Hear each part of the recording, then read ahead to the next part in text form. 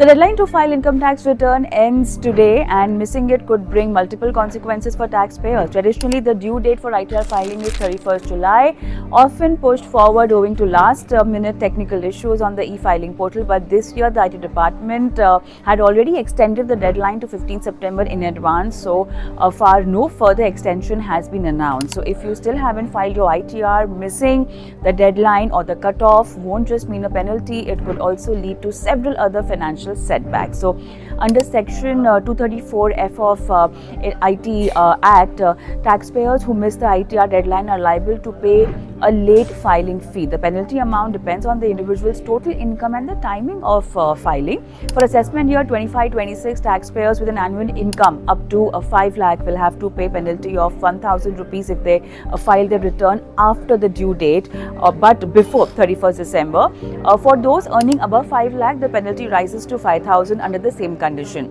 That said, no late filing fees applies if your income is below the basic exemption limit, such as income is actually non-taxable. However, in certain cases, such as holding foreign assets or meeting other specific criteria, may still require you to file an ITR even with the lower income. Now, speaking of loss of interest, now loss of refund interest refers to the reduction in interest you earn on your tax refund if you delay filing your ITR. For example, if your refund is 50,000 rupees and you file on time, you would be entitled to interest of 2,250 for April to December at almost 0.5% per month under section 244A. But if you file late, say in October, you would only receive interest for October, December, which amounts to rupees 500, resulting in a loss of 1,750 in interest.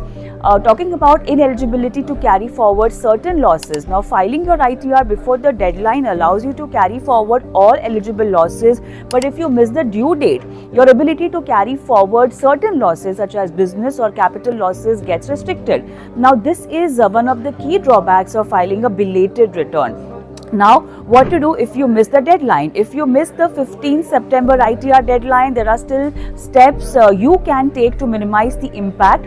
The first is to file a belated return as soon as possible before 31st December of the assessment year.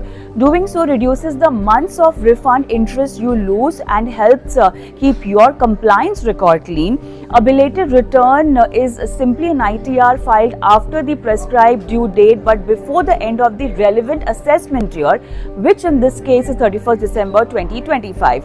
In regular filing, refund interest is calculated from 1st April, giving you more months of credit. But with a belated return, interest is counted only from the actual date of filing.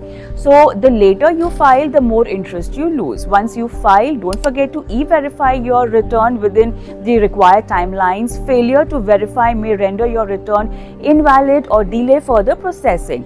Lastly, maintain all supporting documents, proof of for deductions, claims and income so that you can respond quickly in case of any query from the tax department. Proper records help avoid delays, notices or rejection of refunds.